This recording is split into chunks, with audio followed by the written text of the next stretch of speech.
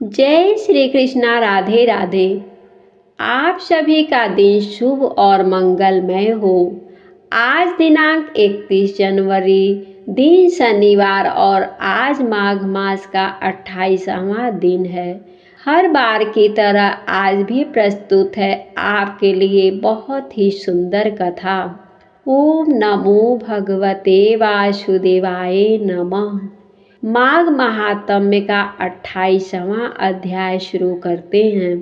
वशिष्ठ जी कहने लगे कि हे राजा दिलीप, बहुत से जन समूह सहित अच्छोद सरोवर में स्नान करके सुखपूर्वक मोक्ष को प्राप्त हो गए। तब लोमस जी कहने लगे कि संसार रूपी इस तीर्थ राजा को सब श्रद्धा पूर्वक देखो। यहाँ पर 33 करोड़ देवता आकर आनंद पूर्वक रहते हैं। यह अक्षय वट है जिनकी जड़ें पाताल तक गई हैं और मार्कंडेय जी ऋषि प्रलय के समान भगवान इसी अक्षय वट का आश्रय लेते हैं। यही शिव जी की प्रिय भगवती भागीरथी हैं जिसकी सिद्ध लोग सेवा करते हैं। यह गंगा स्वर्ग के हेतु पताका है। इसका जल पीकर मनुष्य मुक्त हो जाते हैं। हे मुनि, सभी प्राणी इस नदी को यमुना से मिली हुई पाते हैं। इसका संगम बड़े पुण्य से प्राप्त होता है। इसके स्नान से जन्म मृत्यु रूपी दावानल से कोई नहीं तपता, परंतु ज्ञान प्राप्त करके मुक्त हो जाता है।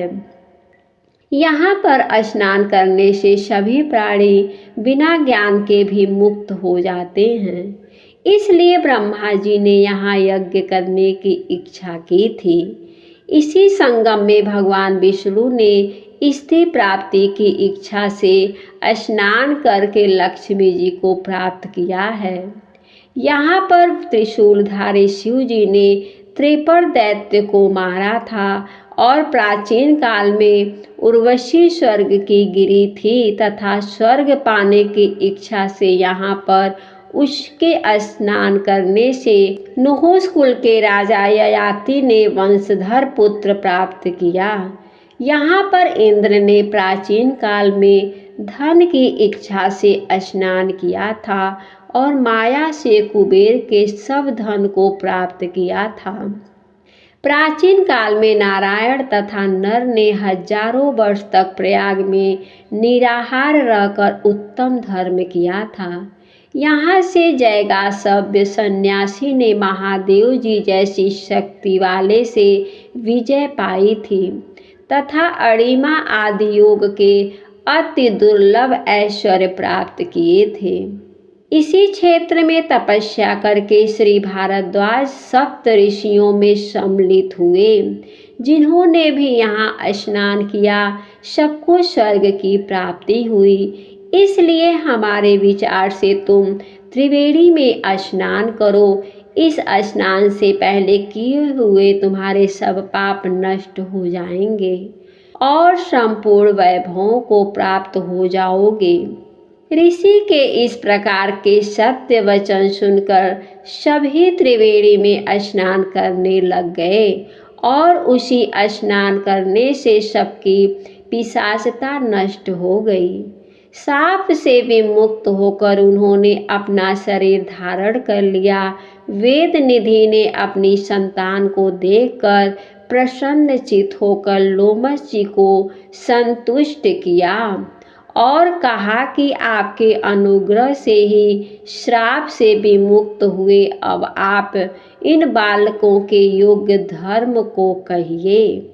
लोमस जी ने कहा कि इस युवा कुमार ने वेदों का अध्ययन समाप्त कर लिया है, इसलिए इन कन्याओं के प्रीतिपूर्वक कर कमलों को ग्रहण करें। तब लोमस जी तथा अपने पिताजी की आज्ञा से इस ब्रह्मचारी ने 5 कन्याओं से विवाह किया। इन कन्याओं के सब मनोरथ पूर्ण हुए। जिसके घर में लिखा हुआ यह महात्म्य पूजा जाता है, वहाँ नारायण ही पूजे जाते हैं।